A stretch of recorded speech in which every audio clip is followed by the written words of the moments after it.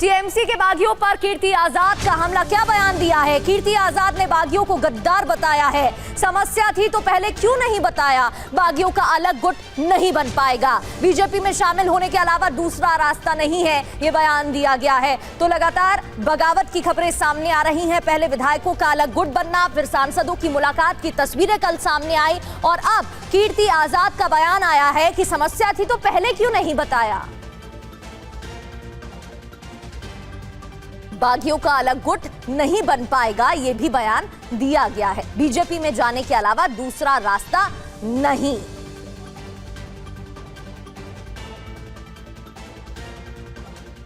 और रवि दत्ता हमारे सहयोगी हमें ज्वाइन कर चुके हैं। काकोली घोष की तरफ से भी कई दावे किए गए हैं। रवि, कौन कौन से बागी बताए जा रहे हैं, उनके बारे में भी जानकारी दीजिएगा। हालांकि ग्राफिक्स के जरिए भी हम जानकारी देंगे वो कौन कौन से नाम है। सबसे पहले उन पर चर्चा करते हैं रवि, फिर मैं आपका रुख करूंगी। सबसे पहले ये देखिए, विधानसभा में विधायक कितने हैं? 80। अलग गुट 58 का दावा किया गया था। सबसे पहले खबरें आई, फिर एक बैठक हुई और 58 बागी विधायकों ने दावा किया अलग गुट बनाने का। अब लोकसभा की बात करें तो कितने सांसद हैं? 28। बागी कितने बताए जा रहे हैं? काकोली घोष की तरफ से भी दावा किया गया कि हमारे पास 20 सांसद हैं और उनका समर्थन एनडीए के साथ है। अब राज्यसभा की बात करते हैं। राज्यसभा में 13 सांसद हैं और किसने इस्तीफा दिया है? एक सांसद, राज्यसभा सांसद इस्तीफा दे चुके हैं।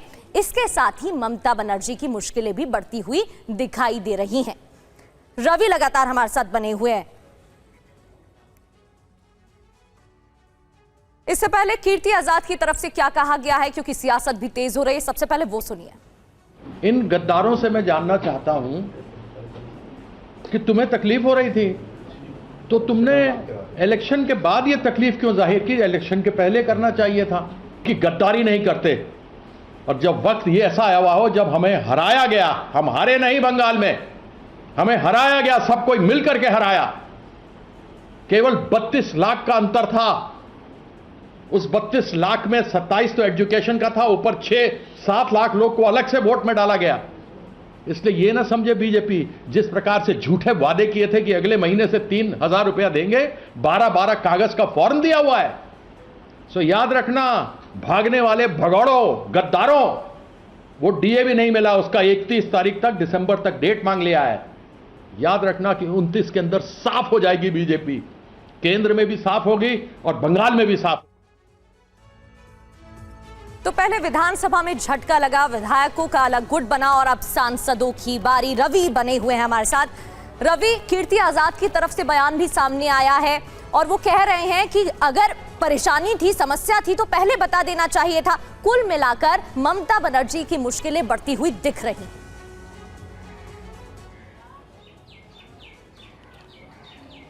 देखिए, ये बिल्कुल सच है कि ममता बनर्जी के लिए मुश्किल जो है बेहद बढ़ते हुए दिखाई दे रहा है, क्योंकि ममता बनर्जी को अब समझ में नहीं आ रहा है कि किन के ऊपर भरोसा करें और किन के ऊपर नहीं। 42 साल से उनके साथ रह चुके काकोली घोष दोस्तीदार अगर उनके पीठ में छोड़ा भोग सकता है तो कोई भी भोग सकता है। कल्याण बनर्जी और कीर्ति आज़ाद ने आज जो प्रेस कॉन्फ्रेंस किया है, उन्होंने साफ कहा है कि जो लोग आज यहाँ पे बागी हो रहे हैं, जो लोग ये सोच रहे हैं कि वही सब कुछ है, वो तृणमूल कांग्रेस के, ये कहा जा रहा है, अपने आप को तृणमूल कांग्रेस ना कहे। दूसरा, पदत्याग कीजिए, वहाँ पे इस्तीफा दीजिए और इस्तीफा दे के फिर आपको जहाँ जाना चाहे आप जा सकते हैं। लेकिन आप तृणमूल कांग्रेस के सांसद रहेंगे और एनडीए में वहाँ पे आप भिड़ जाएंगे, ये नहीं चलेगा। ये इसका कारण ये है, कल्याण बनर्जी का कहना है, अभी भी पार्टी का चेयरपर्सन ममता बनर्जी है और उनकी जो बात है उनको सुनना पड़ेगा।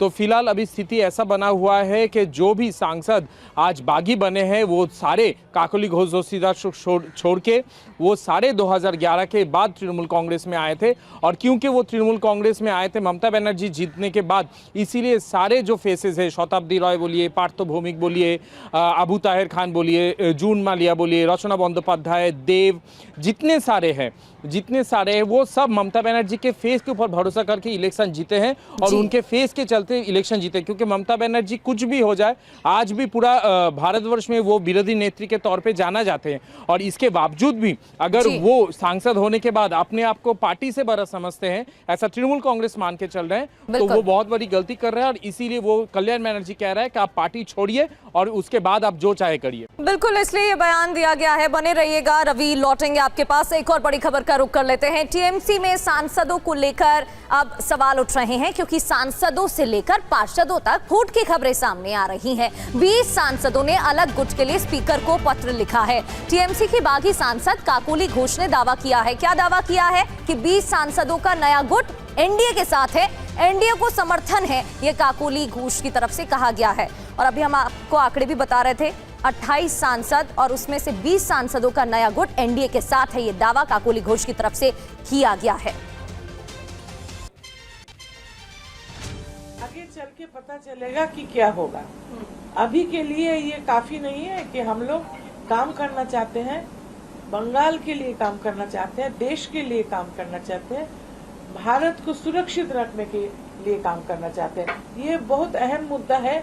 मुझे पता नहीं आप समझते हैं कि नहीं, इससे ज्यादा मैं बोलूंगी भी नहीं, लेकिन देश का मुद्दा हमारे लिए बहुत अहम है। मैं बहुत सह लिया, ऐसा जो विश्वासघात बोलता है उनको ये याद रखना चाहिए कि मैं 2011 में ममता बनर्जी मुख्यमंत्री बनने का बाद यहाँ नहीं आई।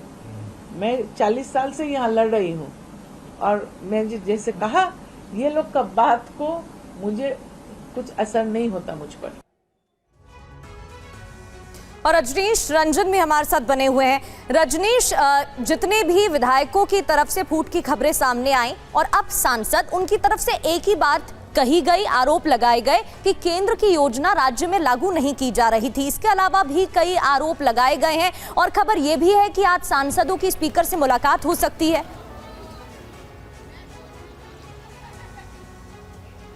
देखिए, स्पीकर अभी दिल्ली में नहीं है, तो आज ये मुलाकात होगी, इसकी संभावना कम है। बताया ये जा रहा है कि स्पीकर जो लोकसभा के हैं वो 2 दिनों के लिए चंडीगढ़ गए थे और कल सुबह वो दिल्ली पहुंच सकते हैं। दूसरी जो अहम बात है वो ये है कि पिछले दिनों जिस तरीके से जो डेवलपमेंट तृणमूल कांग्रेस में हुए और काकोली घोष के नेतृत्व में सांसदों ने जो रिबेल किया, और कल इसकी जानकारी खुद काकोली ने TV9 भारतवर्ष को दिया। उन्होंने अपना जो कोट है वो हमें दिया था, और उसमें जो बातें उन्होंने लिखी थी उस पर अब टीएमसी पलटवार कर रही है। टीएमसी का जो ओरिजिनल गुट है, जो ममता बनर्जी के साथ रहने वाले जो सांसद हैं, उनका ये कहना है कि 20 मई को जब ममता बनर्जी ने लोकसभा स्पीकर को चिट्ठी कर पार्टी के चीफ विप से काकोली घोष को हटा दिया और कल्याण बनर्जी को चीफ विप बनाने की रिक्वेस्ट भेज दी, और वो रिसीविंग लोकसभा स्पीकर के कार्यालय से वापस भी आ गई, तो इसका मतलब ये है कि काकोली घोष चीफ विप नहीं है। और इसके बावजूद अगर वो पार्टी के सांसदों की ओर से कोई निर्णय कर लेती हैं, अलग गुट बना लेती हैं, तो ये कानून के दायरे से बाहर होगा। तो इसी पेचीदगी को लेकर इस वक्त तृणमूल कांग्रेस का जो ओरिजिनल गुट है वो इसको एनालाइज कर रहा है कि क्या काकोली घोष दस्तीदार के पास ये अथॉरिटी थी कि वो सांसदों का अलग गुट बना सकें। कानूनन ये उनके पास नहीं है, तो निश्चित तौर पर ऐसा लगता है कि तृणमूल कांग्रेस का जो ओरिजिनल गुट है, ममता बनर्जी, इस मामले को लेकर कोर्ट जा सकती हैं और सीधे सीधे काकोली घोष ने जो चिट्ठी लोकसभा स्पीकर को दी है उसको असंवैधानिक बता सकती हैं। ठीक है, बहुत बहुत शुक्रिया आपका जानकारी के लिए।